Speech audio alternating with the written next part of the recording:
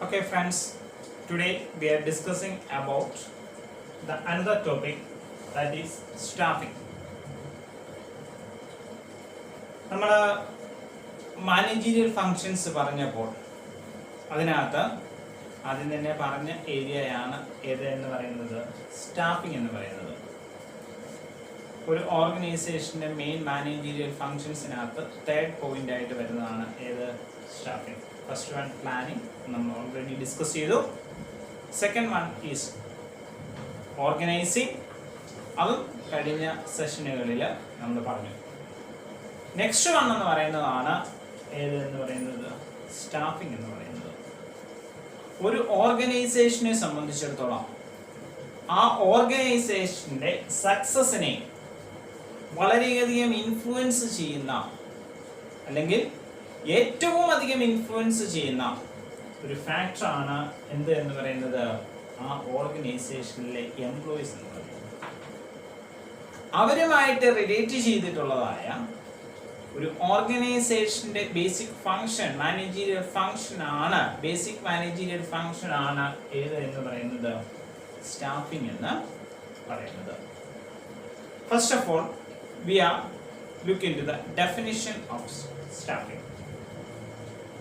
According to Daily Order, staffing is the determination of manpower requirement and the discovery, recruitment, selection and placement of appropriate manpower. അതായത് daily order എന്ന് പറഞ്ഞിരിക്കുന്ന ആള് അദ്ദേഹത്തിന്റെ ഡെഫിനിഷനകത്ത് പറഞ്ഞിരിക്കുന്നത് staffing എന്ന് പറഞ്ഞാൽ എന്താണെന്നാണ് determination of man power requirements. അതായത് ഓർഗനൈസേഷനിൽ എത്രമാത്രം എംപ്ലോയീസിനെ ആവശ്യമുണ്ട്, ഓർഗനൈസേഷൻ ഏറ്റവും ഇഫക്റ്റീവായിട്ടും എഫിഷ്യന്റ് ആയിട്ടും ഫങ്ഷൻ ചെയ്യാനായിട്ട് ആ ഓർഗനൈസേഷനിൽ എത്രമാത്രം എംപ്ലോയീസിനെ ആവശ്യമുണ്ട് എന്ന് കണ്ടെത്തുകയും then the second part of staffing start. ഇതുപോലെ കണ്ടെത്തി കഴിഞ്ഞാൽ അവിടം കൊണ്ട് second part of staffing start ചെയ്യുന്നു. എന്താണത്? the discovery, recruitment and selection and placement of appropriate manpower.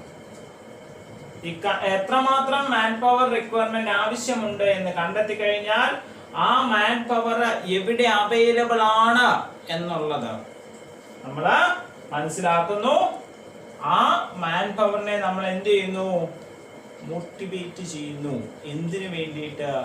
ആ ഓർഗനൈസേഷനിലെ വേക്കൻസിക്ക് വേണ്ടിയിട്ട് അപ്ലൈ ചെയ്യാനായിട്ട്. ആ തരത്തിൽ മോട്ടിവേറ്റ് ചെയ്ത് അവരെ കൊണ്ട് ആ വേക്കൻസിക്ക് ആപ്ലിക്കേഷൻ കൊടുപ്പിക്കുന്നു. ദെൻ കിട്ടിയ ആപ്ലിക്കേഷൻ അകത്തുനിന്ന് ആ ഓർഗനൈസേഷന് പ്രോപ്പർ ആയിട്ടുള്ളതായ കോമ്പിറ്റന്റ് കാൻഡിഡേറ്റ്സിനെ കണ്ടെത്തുന്നു, സെലക്ഷൻ. ഈ കണ്ടെത്തിയ കോമ്പിറ്റന്റ് കാൻഡിഡേറ്റ്സിന് അവരുടെ സ്കില്ലിനും കാലിബറിനും കേപ്പബിലിറ്റിക്കും അനുസരിച്ച് ഓർഗനൈസേഷനിലെ ഏത് ജോലിയാണോ ഏറ്റവും ഇഫക്റ്റീവായിട്ട് ചെയ്യാൻ സാധിക്കുന്നത് ആ ജോലിയിലേക്ക് അവരെ എന്ത് ചെയ്യുന്നു? പ്ലേസ് ചെയ്യുന്നു. ഈ ആക്ടിവിറ്റി ആണ് എന്ത് എന്ന് പറയുന്നത് സ്റ്റാഫിംഗ് എന്ന് പറയുന്നത്. That should be the definition given by Daily Order. Then we are discussing about the nature of staffing. It's a basic function of management. നമ്മൾ ആദ്യം തന്നെ പറഞ്ഞാണ് മാനേജ്മെന്റിന്റെ മെയിൻ ഫങ്ഷൻസിനകത്ത് മാനേജ്മെന്റ് ഫങ്ഷൻസിനെ നമ്മൾ രണ്ടായിട്ട് ക്ലാസിഫൈ ചെയ്യുന്നുണ്ട്. അതൊക്കെ നമ്മൾ നേരത്തെ സെഷൻസുകളിൽ പഠിച്ചതാണ്. ഇതിനകത്ത് ഫസ്റ്റ് പ്രയോറിറ്റി പറയുന്ന മെയിൻ ഫങ്ഷൻസ് അല്ലെങ്കിൽ ബേസിക് ഫങ്ഷൻസിനകത്ത് വരുന്ന ഒരു ആക്ടിവിറ്റി ആണ് എന്ത് എന്ന് പറയുന്നത് സ്റ്റാഫിംഗ് എന്ന് പറയുന്നത്. സെക്കൻഡ് വൺ എന്ന് പറയുന്നത് staffing is related with human resource management. ഓർഗനൈസേഷനിലെ എംപ്ലോയീസുമായിട്ട് റിലേറ്റ് ചെയ്തിട്ടുള്ളതായ മാനേജ്മെന്റ് ആക്ടിവിറ്റിയുടെ ഒരു ഭാഗമാണ് എന്ത് എന്ന് പറയുന്നത് സ്റ്റാഫിംഗ് എന്ന് പറയുന്നത്. തേർഡ് വൺ എന്ന് പറയുന്നത് it is A universal function. Universal തലത്തിൽ തന്നെ എല്ലാ ഓർഗനൈസേഷൻസിലും ക്യാരി ഔട്ട് ചെയ്യപ്പെടുന്നതായ ഒരു ആക്ടിവിറ്റി ആണ് എന്ത് എന്ന് പറയുന്നത്? സ്റ്റാഫിംഗ് എന്ന് പറയുന്നത്. Then the fourth one is performed by all managers. എല്ലാ മാനേജേഴ്സും തന്നെ, ഓർഗനൈസേഷനിലെ എല്ലാ മാനേജേഴ്സും തന്നെ എന്ത് ചെയ്യുന്നുണ്ട്? സ്റ്റാഫിംഗ് ആക്ടിവിറ്റിക്കകത്തെ എന്തെങ്കിലുമൊക്കെ ഫങ്ഷൻസ് ക്യാരി ഔട്ട് ചെയ്യുന്നുണ്ട്. ബിഗ് ഓർഗനൈസേഷൻസിനെ സംബന്ധിച്ചിടത്തോളം പ്രോപ്പർ ആയിട്ട് ഒരു പേഴ്സണൽ ഡിപ്പാർട്ട്മെന്റ് ആ ഓർഗനൈസേഷനിൽ കാണും. എന്തിനു വേണ്ടിയിട്ട്? പ്രോപ്പർ ആയിട്ട് സ്റ്റാഫിംഗ് ആക്ടിവിറ്റി ക്യാരി ഔട്ട് ചെയ്യുന്നതിന് വേണ്ടിയിട്ട്. Then the fifth one is it's a dynamic function. It is static function അല്ല, it's a dynamic function. എപ്പോഴും ചേഞ്ചസ് വന്നുകൊണ്ടിരിക്കുന്നു. നമുക്കറിയാം 10 കൊല്ലം മുമ്പ് എംപ്ലോയീസ് എവിടെ അവൈലബിൾ ആണ് എന്ന് കണ്ടെത്തുന്ന തരത്തിലുള്ളതായ രീതികളല്ല ഇന്ന് ഓർഗനൈസേഷൻസ് അഡോപ്റ്റ് ചെയ്യുന്നത്. എംപ്ലോയീസ് എവിടെയാണ് എന്ന് ഐഡന്റിഫൈ ചെയ്യുന്നതിന് വേണ്ടിയിട്ട്, അല്ലെങ്കിൽ പൊട്ടൻഷ്യൽ കാൻഡിഡേറ്റ്സ് എവിടെയാണ് എന്ന് ഐഡന്റിഫൈ ചെയ്യുന്നതിന് വേണ്ടിയിട്ട്. 25 വർഷം മുമ്പുള്ള റിക്രൂട്ട്മെന്റ് പ്രൊസീജിയേഴ്സ് അല്ല ഓർഗനൈസേഷൻ ഫോളോ ചെയ്യുന്നത്. അറ്റ് പ്രസന്റ് സിറ്റുവേഷനിൽ പ്രോപ്പർ കാൻഡിഡേറ്റ്സിനെ മോട്ടിവേറ്റ് ചെയ്ത് നമ്മുടെ ഓർഗനൈസേഷനിൽ ജോലിക്ക് വേണ്ടിയിട്ട് അപ്ലൈ ചെയ്യാനായിട്ട്. 50 വർഷം മുമ്പോ അല്ലെങ്കിൽ 25 വർഷം മുമ്പോ ഉള്ളതായ സെലക്ഷൻ മെത്തേഡ്സ് അല്ല, അല്ലെങ്കിൽ സെലക്ഷൻ ആക്ടിവിറ്റീസ് അല്ല അറ്റ് പ്രസന്റ് സിറ്റുവേഷനിൽ ക്യാരി ഔട്ട് ചെയ്യുന്നത്. എല്ലാത്തിനകത്തും മാറ്റങ്ങൾ വരുന്നു. സൊസൈറ്റിയിൽ, ടെക്നോളജിയിൽ, അതായത് ഒരു ബിസിനസ് എൻവയോൺമെന്റുകൾക്കകത്ത് ഉണ്ടാകുന്നതായ ചേഞ്ചസ്. ബിസിനസ് എൻവയോൺമെന്റിനകത്ത് പല ഫാക്ടേഴ്സ് ഉണ്ട്. ആ ഫാക്ടേഴ്സിനെ നമ്മൾ മൈക്രോ ആൻഡ് മാക്രോ എന്നൊക്കെ ഡിവൈഡ് ചെയ്യുന്നുണ്ട് എന്നൊക്കെ നമ്മൾ മറ്റ് സെഷൻസുകളിൽ പറഞ്ഞിട്ടുള്ളതാണ്. ഈ മൈക്രോ ആൻഡ് മാക്രോ എൻവയോൺമെന്റിനകത്ത് തന്നെ എക്സ്റ്റേണൽ എൻവയോൺമെന്റ് ആയിട്ട് വരുന്നതായ മാക്രോ എൻവയോൺമെന്റില് ഫാക്ടേഴ്സിനെ നമ്മൾ സ്റ്റെപ്പിംഗ് ഫാക്ടേഴ്സ് എന്ന് പറയുന്നു. STEPIN. Socio cultural, technological, economic, political, international and natural factors. ഈ ഫാക്ടേഴ്സ് എല്ലാം ഇൻഡയറക്റ്റ് ആയിട്ട് എന്തിനെ അഫക്ട് ചെയ്യുന്നുണ്ട്? ബിസിനസിനെ അഫക്ട് ചെയ്യുന്നുണ്ട്. ആ അഫക്ഷൻസിനനുസരിച്ച് ബിസിനസ് ആക്ടിവിറ്റീസിനകത്ത് മാറ്റം വരുന്നുണ്ട്. അതിനനുസരിച്ച് എന്തിനകത്തും മാറ്റം വരുന്നുണ്ട്?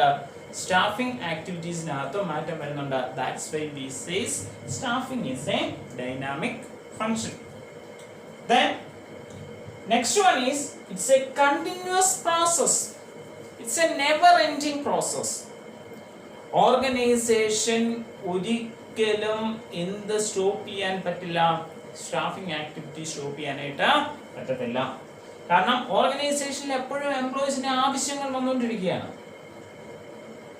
ഓർഗനൈസേഷൻ എക്സ്പാൻഡ് ചെയ്യപ്പെടുമ്പോൾ, ഓർഗനൈസേഷനിലെ എക്സിസ്റ്റിംഗ് എംപ്ലോയീസ് പല കാരണങ്ങൾ കൊണ്ട് അവർ ഓർഗനൈസേഷനിൽ നിന്ന് ക്വിറ്റ് ചെയ്ത് പോകുമ്പോൾ, അല്ലെങ്കിൽ റിട്ടയർ ആയി പോകുമ്പോൾ, അല്ലെങ്കിൽ ഡെത്ത് ഒക്കെ ചെയ്ത് മാറ്റപ്പെടുമ്പോൾ ഒക്കെ ഓർഗനൈസേഷനിൽ പുതിയ എംപ്ലോയീസിനെ ആവശ്യമായിട്ട് വരുന്നു.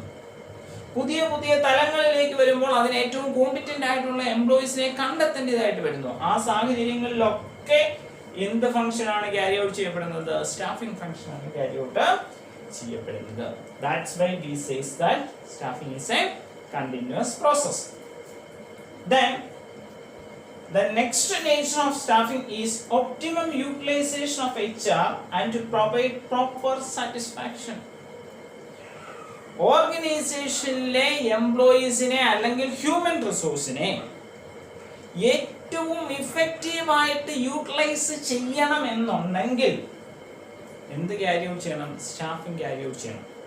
അതായത് placement of appropriate man power, അതായത് ആ ഓർഗനൈസേഷനിലെ ജോലി ചെയ്യാനായിട്ട് ഏറ്റവും സ്യൂട്ടബിൾ ആയിട്ടുള്ള എംപ്ലോയിയെ വേണം ആ ജോലിക്ക് അപ്പോയിന്റ് ചെയ്യാനായിട്ട്. സെലക്ട് ചെയ്തിരിക്കുന്ന എല്ലാ എംപ്ലോയിക്കും എല്ലാ ജോലികളും ചെയ്യാനായിട്ടുള്ള കോമ്പിറ്റൻസി ഉണ്ടായിരിക്കത്തില്ല.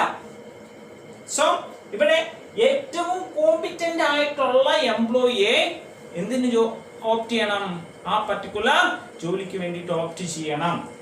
അങ്ങനെ ഓപ്റ്റ് ചെയ്താൽ ഓർഗനൈസേഷനിൽ ഏറ്റവും ഇഫക്റ്റീവ് ആയിട്ടുള്ള ഒരു പ്രൊഡക്ഷൻ സിസ്റ്റം എസ്റ്റാബ്ലിഷ് ചെയ്യപ്പെടും. സോ ആ തരത്തിൽ ഏറ്റവും കോമ്പിറ്റന്റ് ആയിട്ടുള്ള എംപ്ലോയിയെ ആ പർട്ടിക്കുലർ ജോബിനെ അസൈൻ ചെയ്യുന്നത് സ്റ്റാഫിംഗിന്റെ ആക്ടിവിറ്റിയിലൂടെയാണ്. സോ അവിടെ എന്ത് വരുന്നു? Optimum utilisation of HR occur ചെയ്യപ്പെടുന്നു. And to provide proper satisfaction to the employees. ഒരു പർട്ടിക്കുലർ വ്യക്തിക്ക് ക്യാരി ഔട്ട് ചെയ്യാൻ പറ്റുന്ന ആപ്റ്റ് ആയിട്ടുള്ള ഒരു ജോബ് അവന് കൊടുത്താൽ അവൻ അതിനകത്ത് സാറ്റിസ്ഫൈഡ് ആകും. അതേസമയം തന്നെ കൊണ്ട് സാധിക്കാത്ത അല്ലെങ്കിൽ തന്റെ കഴിവുകൾക്ക് യോജിക്കാത്ത ഒരു ജോബാണ് ആ എംപ്ലോയിക്ക് അസൈൻ ചെയ്ത് കൊടുക്കുന്നതെങ്കിൽ അവിടെ എംപ്ലോയിയുടെ സാറ്റിസ്ഫാക്ഷൻ കുറയും. സോ ഈ തരത്തിൽ പ്രോപ്പർ ആയിട്ട് ഓരോ എംപ്ലോയിക്കും അവന്റെ സ്കില്ലിനും കാലിബറിനും ആറ്റിറ്റ്യൂഡിനും അനുസരിച്ച് ഉള്ളതായ ജോലി കൊടുക്കുന്നതോടൊപ്പം അതിലൂടെ അവരിലേക്ക് കൂടുതൽ സാറ്റിസ്ഫാക്ഷൻ കൊണ്ടുവരാനായിട്ടും ഏതിലൂടെ സാധിക്കുന്നു? സ്റ്റാഫിംഗിലൂടെ സാധിക്കുന്നു. Then the next function, scope of staffing is very wide. That means staffing എന്ന് പറയുന്ന ആക്ടിവിറ്റി ഓർഗനൈസേഷന്റെ പേഴ്സണൽ ഡിപ്പാർട്ട്മെന്റിൽ മാത്രമായിട്ട്, ഒരു വലിയ ഫോം ആണെങ്കിൽ അവിടെ ഒരു സെപ്പറേറ്റ് ഡിപ്പാർട്ട്മെന്റ് കാണും സ്റ്റാഫിംഗ് ആക്ടിവിറ്റിക്ക് വേണ്ടിയിട്ടെന്ന് നമ്മൾ നേരത്തെ പറഞ്ഞു. ആ ഡിപ്പാർട്ട്മെന്റിന് ആണ് നമ്മൾ എന്തെന്ന് പറയുന്നത്? പേഴ്സണൽ ഡിപ്പാർട്ട്മെന്റ് എന്ന് പറയുന്നത്. ഇങ്ങനെ ഒരു പേഴ്സണൽ ഡിപ്പാർട്ട്മെന്റിന്റെ ആക്ടിവിറ്റിക്ക് അകത്ത് മാത്രമായിട്ട് ഒതുങ്ങി നിൽക്കുന്നില്ല, സ്റ്റാഫിംഗ് ഒതുങ്ങി നിൽക്കുന്നില്ല. ഓർഗനൈസേഷനിലെ എംപ്ലോയീസിന്റെ ഡീലിംഗ്സുമായിട്ട് ബന്ധപ്പെട്ട എല്ലാ തലങ്ങളിലും എന്ത് വരുന്നുണ്ട്? സ്റ്റാഫിംഗിന്റെ ഇൻവോൾവ്മെന്റ് ഒക്കർ ചെയ്യപ്പെടുന്നുണ്ട്. So that is the next scope. Scope of staffing is very wide. Then the next one is it differs from other management function. ഓർഗനൈസേഷന്റെ മറ്റ് മാനേജ്മെന്റ് ഫങ്ഷൻസ് ആയ പ്ലാനിങ്ങിൽ നിന്നും ഓർഗനൈസിംഗിൽ നിന്നും ഡയറക്റ്റിംഗിൽ നിന്നും കോർഡിനേറ്റിംഗിൽ നിന്നും കൺട്രോളിംഗിൽ നിന്നും ഒക്കെ സ്റ്റാഫിംഗ് വ്യത്യസ്തമായിട്ട് നിൽക്കുന്നു. കാരണം ഇത് പ്യുവർലി എന്തിനെ ബേസ് ചെയ്തുകൊണ്ടാണ്? ഓർഗനൈസേഷനിലെ എംപ്ലോയീസിനെ, അതായത് ഹ്യൂമൻ റിസോഴ്സിനെ ബേസ് ചെയ്തുകൊണ്ടാണ് എന്ത് ക്യാരി ഔട്ട് ചെയ്യപ്പെടുന്നത്? സ്റ്റാഫിംഗ് ആക്ടിവിറ്റി ക്യാരി ഔട്ട് ചെയ്യപ്പെടുന്നത്. So these 9 points are the nature of staffing. Then we are discussing about the next point, that is the importance of staffing. First one, have to discover and obtain competent persons.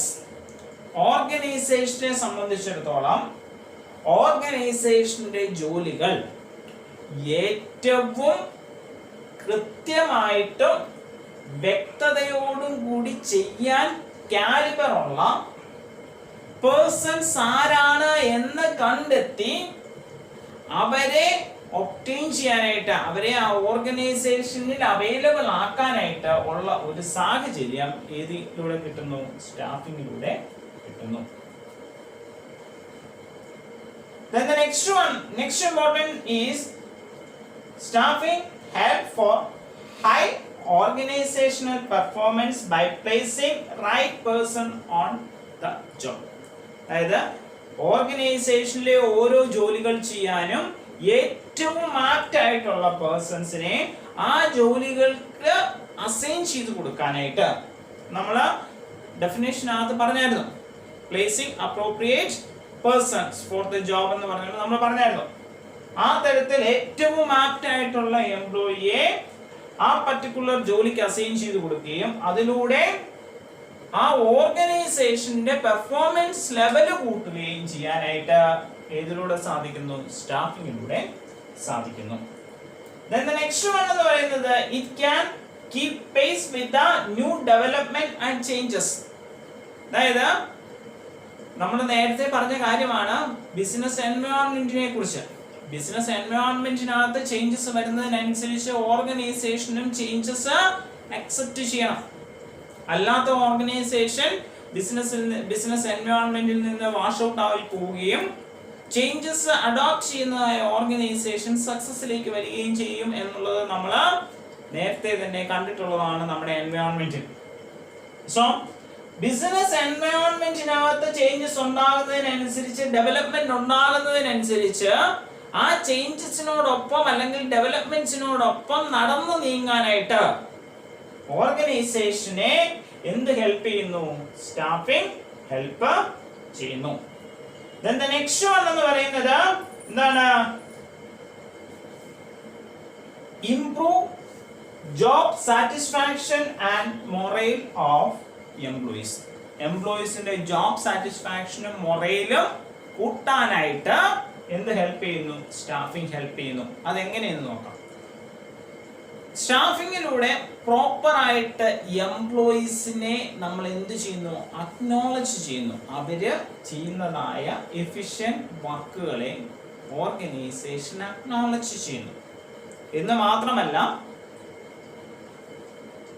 Proper ആയിട്ടുള്ള എംപ്ലോയീസിനെ കണ്ടെത്തുകയും അവർക്ക് right job assign ചെയ്യുകയും ചെയ്യുന്നതോടൊപ്പം തന്നെ അവർക്ക് fair ആയിട്ടുള്ള compensation package, അവരുടെ സ്കില്ലിനും കാലിബറിനും ക്വാളിഫിക്കേഷനും അവർ ചെയ്യുന്നതായ ജോലിയുടെ നേച്ചറിനും അനുസരിച്ച് ഉള്ളതായ പ്രോപ്പർ കോമ്പൻസേഷൻ പാക്കേജ് എംപ്ലോയീസിന് അനുവദിക്കാനായിട്ട് അല്ലെങ്കിൽ ഡിസൈഡ് ചെയ്യാനായിട്ട് എന്ത് ഹെൽപ്പ് ചെയ്യുന്നു?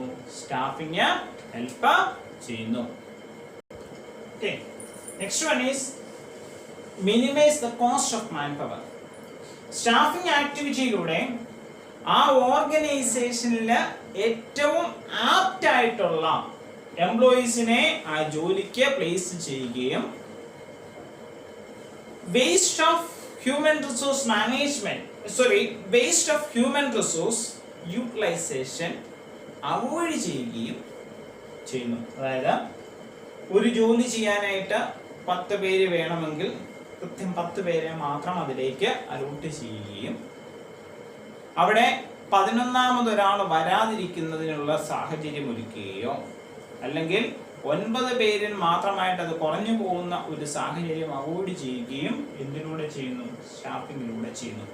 സോ കൃത്യമളവ് എംപ്ലോയീസിനെ മാത്രം യൂട്ടിലൈസ് ചെയ്യുകയും അതിലൂടെ എന്ത് ഈ പറയുന്ന ഹ്യൂമൻ റിസോഴ്സ് മെയിൻ്റനൻസിന് വരുന്നതായ കോസ്റ്റ് ഓർഗനൈസേഷന് കുറച്ചു നിർത്താനും ഉള്ള ഒരു സാഹചര്യം സ്റ്റാഫിംഗ് ക്രിയേറ്റ് ചെയ്യുന്നു. Then the next one എന്ന് പറയുന്നത് it ensures the continuity and growth of the organization through development of managers.